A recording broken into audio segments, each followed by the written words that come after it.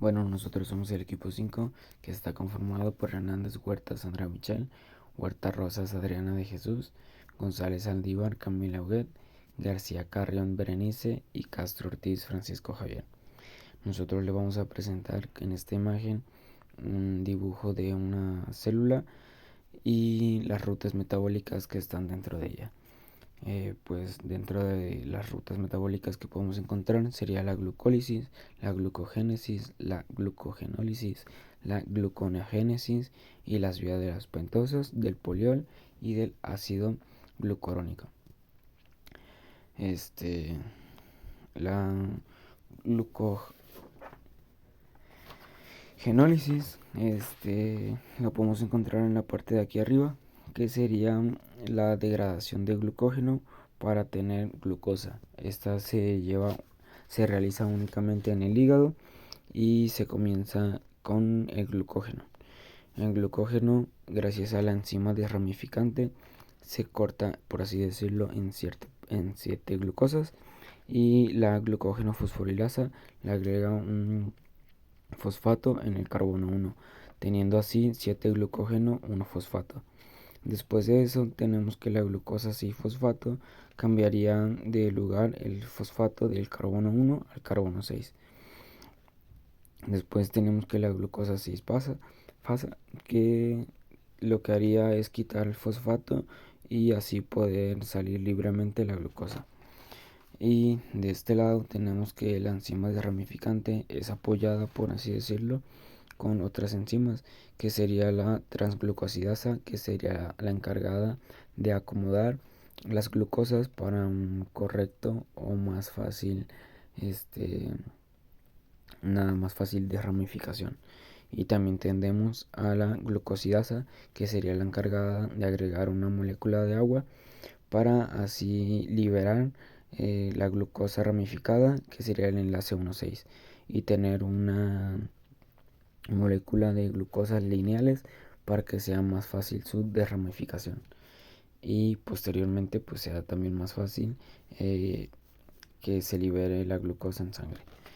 Después de eso tenemos que la vía del ácido urónico, que está representada en la parte inferior, que sería acá, y comenzaríamos con la glucosa 6-fosfato, que está gracias a la fosfoglucomutasa.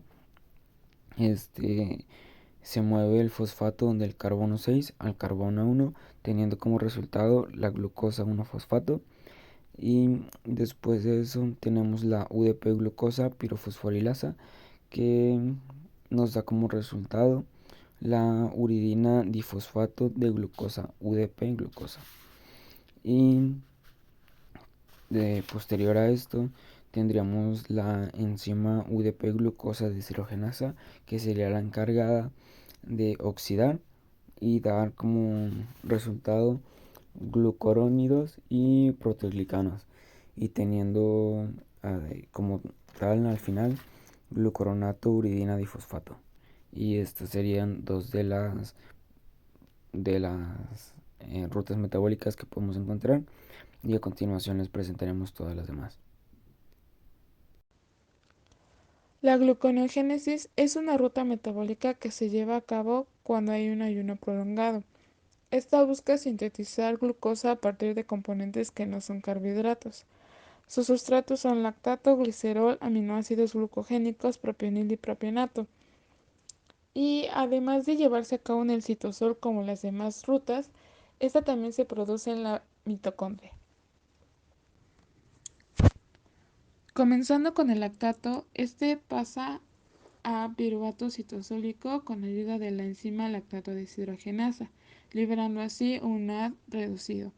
Cuando entra a la mitocondria se vuelve piruvato mitocondrial y con ayuda de la enzima piruvato carboxilasa pasa a ser oxalacetato mitocondrial, consumiendo energía de ATP-ADP y un CO2. Luego pasa a ser malato mitocondrial con ayuda de la enzima malato deshidrogenasa mitocondrial, liberando así un NAD oxidado. Sale de la mitocondria y se vuelve malato citosólico. Con ayuda de la enzima malato deshidrogenasa citosol, pasa a ser oxalacetato citosólico liberando un NAD reducido. Con ayuda de la enzima fosfonol piruvato carboxicinasa, el oxalacetato citosólico pasa a ser fosfonol piruvato, liberando un átomo de CO2 y GDP. El fosfonol piruvato pasa a ser 2-fosfoglicerato, luego 3-fosfoglicerato y con ayuda de la enzima fosfoglicerato sinasa pasa a ser a 1,3-bifosfoglicerato, consumiendo energía de ATP a ADP. Luego, con ayuda de la enzima gliceraldehído 3-fosfato deshidrogenasa, pasa a ser a gliceraldehído 3-fosfato, liberando un NAD oxidado más piruvato. Ahora, el gliceraldehído 3-fosfato se convierte en fructosa 1,6-bisfosfato. Con ayuda de la enzima fructosa 1,6-bifosfatasa, se convierte en fructosa 6-pasa liberando un piruvato. Esta fructosa 6-fosfato se convierte en glucosa 6-fosfato, que con ayuda de la enzima glucosa 6-fosfatasa se convierte en glucosa liberando un piruvato y además yéndose al torrente sanguíneo. Además del lactato tenemos otros sustratos, como es el glicerol, que pasa a ser glicerol 3-fosfato con ayuda de la enzima glicerol sinasa, consumiendo energía de ATP-ADP. Este glicerol 3-fosfato se convierte en dihidroxiacetina fosfato, así liberando NAD reducido, el cual puede convertirse en gliceraldehído 3-fosfato o directamente fructosa 1,6-bisfosfato, siguiendo el mismo mecanismo ya descrito. En el caso de los ácidos grasos, estos van a entrar directamente a la mitocondria, convirtiéndose en acetilcoenzima A, que después pasa al ciclo de Krebs para así convertirse en oxalacetato mitocondrial y continuar el mismo procedimiento. Al igual que los otros dos sustratos, pasan directamente al ciclo de Krebs en la mitocondria y se convierten en oxalacetato mitocondrial siguiendo el mismo mecanismo, para así formar glucosa que se libera al torrente sanguíneo. Comenzamos primero con nuestras tres hexosas, que es mi glucosa 6-fosfato, las cuales mediante la glucosa 6-fosfato deshidrogenasa van a pasar a 6-fosfogluconato. En cada una de estas reacciones se va a liberar NAD, en cada una de ellas. Después, este 6-fosfogluconato va a pasar a ser ribuloso 5-fosfato y también se va a volver a liberar NAD y también CO2, obviamente en cada una de ellas. Este 6-fosfogluconato va a convertirse en una ribulosa 5-fosfato, es decir, en mi pentosa. Después se pasa a mi fase no oxidativa, en la cual esta pentosa, en la primera y en la tercera pentosa se va a convertir en silulosa, mientras que la segunda va a seguir como ribulosa 5-fosfato. Aquí comienza una transferencia de carbonos entre sí, porque la silulosa le va a donar 2 carbonos a la ribulosa, se va a convertir en euptulosa y después le regresa los 3 y ya tenemos la fructosa y después se queda con 4 y la eritrosa y así posteriormente.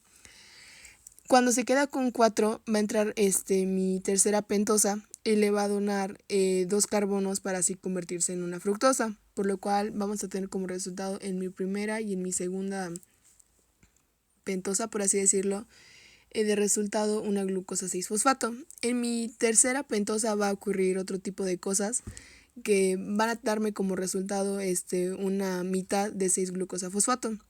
Al final, como resultado, vamos a tener que en mi fase oxidativa vamos a crear, por así decirlo, 6 moléculas de NAD, 3 de CO2 y mis 3 pentosas o mis 3 ribulosas 5-fosfato. Y en mi fase oxidativa se van a tener lo que son nucleótidos y también otras moléculas que después se van a dirigir a a la glucólisis o se pueden usar en otras rutas que posteriormente les van a explicar mis compañeros. Esta es, en pocas palabras, la ruta de las pentosas, de la vía de las pentosas o de las hexosas monofosfato.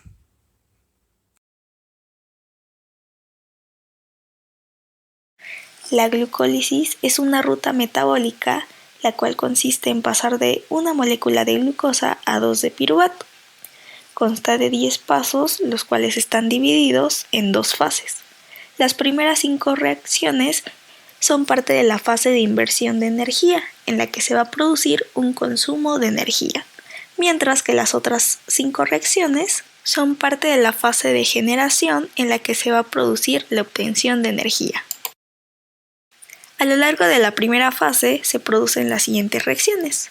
En primer lugar, la glucosa es fosforilada en el OH de su carbono 6, pasando a glucosa 6-fosfato por la enzima hexocinasa. En la segunda reacción, la glucosa 6-fosfato se isomeriza a fructosa 6-fosfato.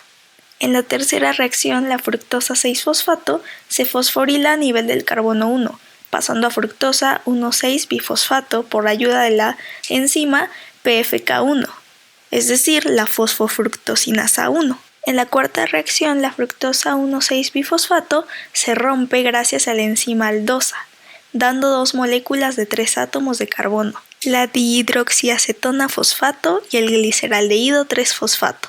En la quinta reacción, la dihidroxiacetona fosfato se isomeriza a gliceraldehído 3-fosfato con ayuda de la enzima triosa fosfato isomerasa. A lo largo de esta etapa se produce un consumo de ATP, ya que es el dador de los fosfatos en ambas fosforilaciones, elevando la energía libre de cada uno de los metabolitos intermediarios.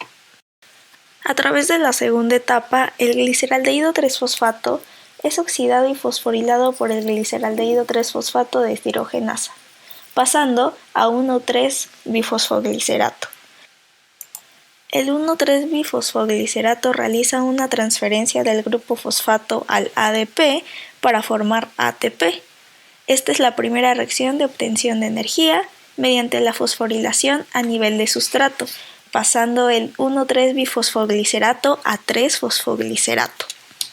El 3-fosfoglicerato transfiere internamente en la molécula del fosfato al carbono 2, formándose así 2-fosfoglicerato.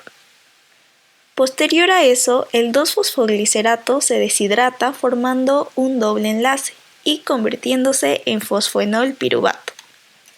Asimismo, el fosfoenol piruvato transfiere el grupo fosfato del ADP con ayuda de la piruvatosinasa, obteniéndose así ATP, como en la reacción 7, por una fosforilación a nivel de sustrato, y liberándose el producto final de la vía, es decir, el piruvato.